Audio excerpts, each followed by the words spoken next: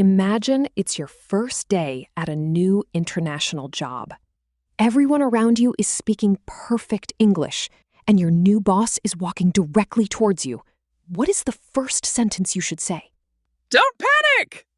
Today, we are going to master the 10 most important English sentences you need to survive and shine on your first day at work. Welcome back to MX English Podcast. I'm Mia. And I'm Max.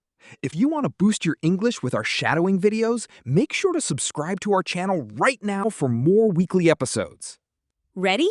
Let's dive into our 10 essential workplace sentences.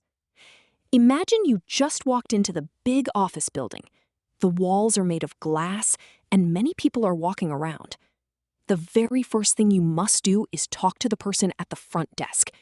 We call this person the receptionist. Let's practice the first sentence together. Hi, I'm Mia. Today is my first day here as the new marketing assistant. Hi, I'm Mia. Today is my first day here as the new marketing assistant. Hi, I'm Mia. Today is my first day here as the new marketing assistant.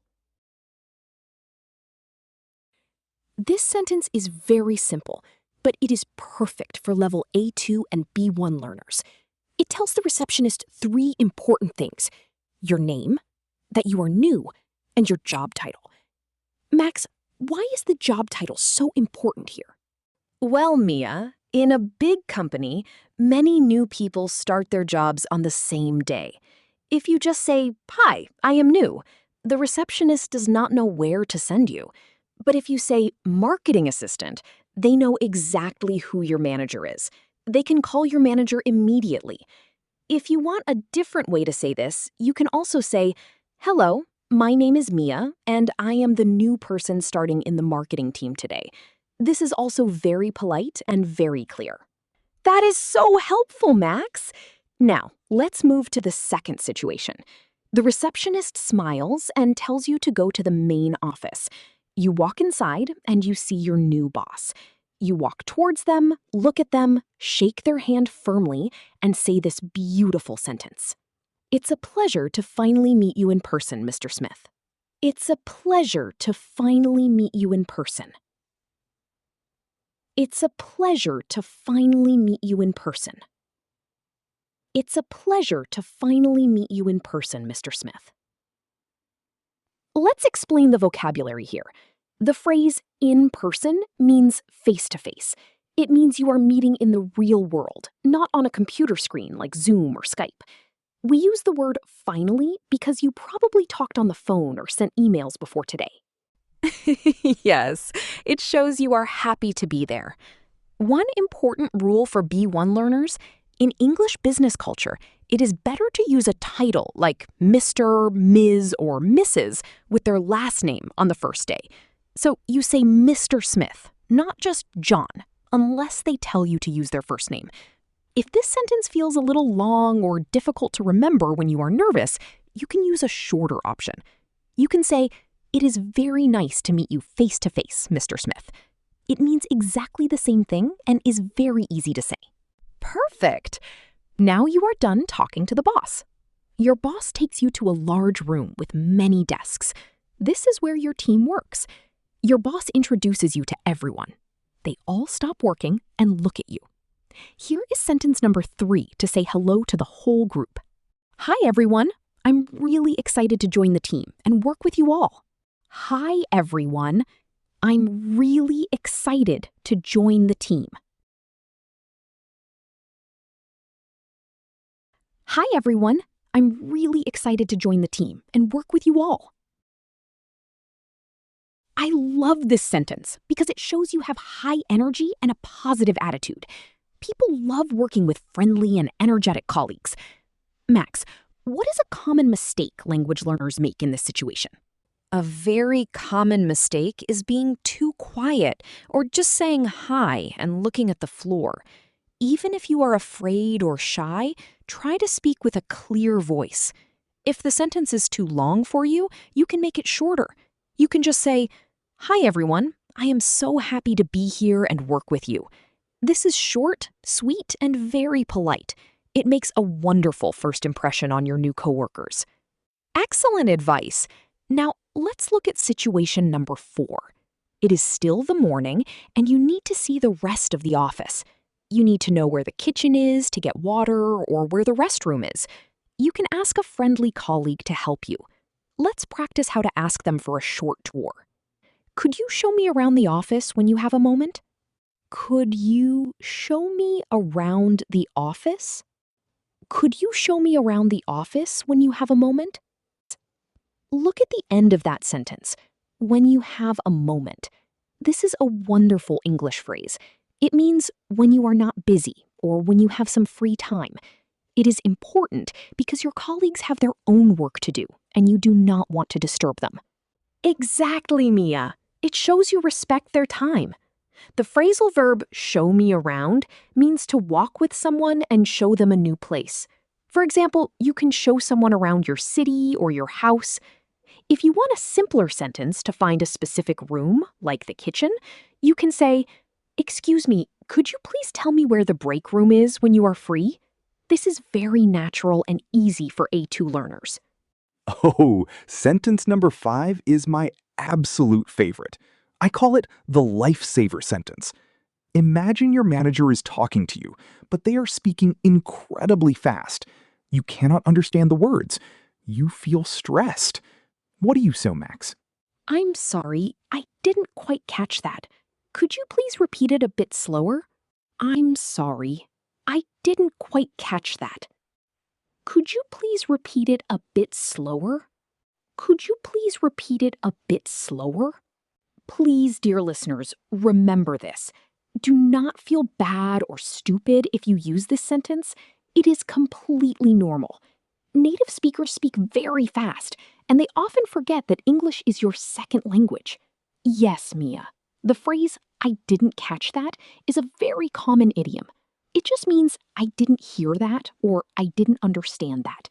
It sounds much more natural than saying I don't understand. If you want a very short and simple alternative, you can say, "I am sorry, could you say that again more slowly, please?" Every native speaker will understand this and they will happily slow down for you. We are halfway through our list. Situation number 6 is very fun. It is 11 o'clock and it is time for a coffee break. You walk into the kitchen and you see a colleague making tea or coffee. This is the best time to make a new friend. Here is a great sentence to break the ice. "Hi, mind if I join you?" "I'm still trying to find my way around the office." "Hi, mind if I join you?" "I'm still trying to find my way around the office."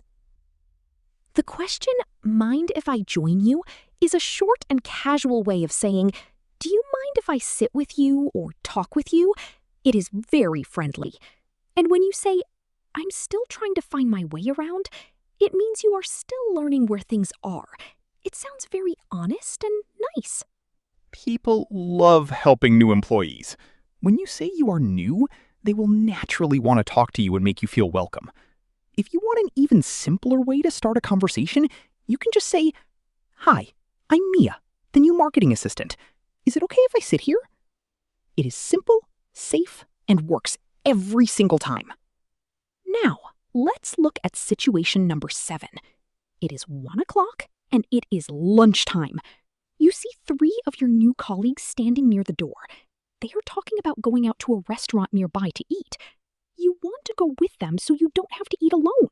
Here is how you can ask to join them. "Are you guys heading out for lunch? Do you mind if I tag along?" "Are you guys heading out for lunch?" Hold your breath. "Do you mind if I tag along?" We have 2 great informal phrases here. First, heading out simply means leaving the building or going outside. Second, tag along means to go somewhere with a group of people who are already going there. Yes, tag along is a phrasal verb that native speakers use daily. It is very casual, so it does not feel like you are pushing yourself into their group. But if you feel that tag along is a bit too difficult to remember, don't worry. You can use a more standard B1 sentence like, "Are you going out for lunch? Can I join you today?" This is perfectly correct and very natural for any workplace. Now, lunch is over, and we are at situation number 8. You are back at your desk. You want to start working, but your manager has not given you a specific project yet. You don't want to sit there doing nothing because it looks bad. Here is how you ask your manager for work in a professional way. What should be my main focus for the rest of the day? What should be my main focus? Hold your breath. What should be my main focus for the rest of the day? Long pause. This sentence is pure gold. It shows that you have initiative. Having initiative means you don't just wait for people to tell you what to do, you actively ask for work. Managers absolutely love this quality in a new worker.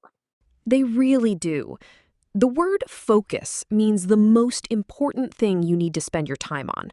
By asking for one main focus, you avoid getting too many tasks at the same time, which can be very stressful on your first day. An alternative sentence for this situation can be, is there any small task or document I can work on this afternoon? This is very clear and shows you are ready to help. We are almost at the end. Let's look at situation number 9. The afternoon is finishing, and you are having a short meeting with your team or your boss to talk about the day. You want to leave a wonderful impression before you go home. Here is sentence number 9.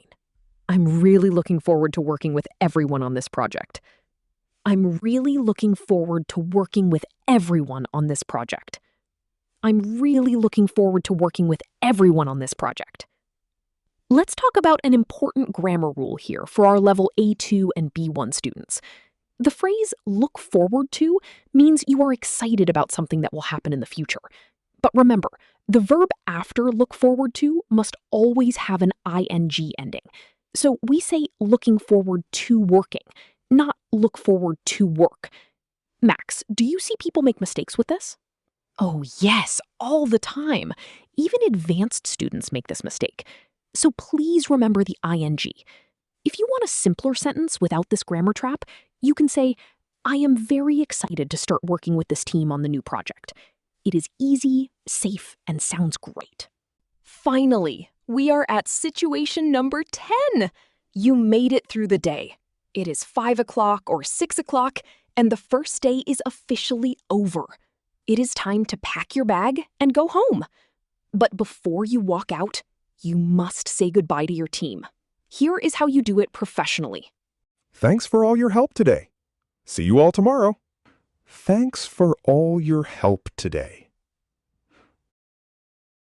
See you all tomorrow. This is a simple sentence, but it is so important. On your first day, your colleagues probably spent a lot of time answering your questions, showing you where things are, and helping you with your computer. Saying thank you shows that you appreciate their kindness. It builds a great bridge for your second day at work. If you are leaving the office and you see your manager on your way out, you can also say something a bit more specific to them, like, I am heading out now. Thank you for a wonderful first day. It is polite, professional, and leaves a fantastic final impression.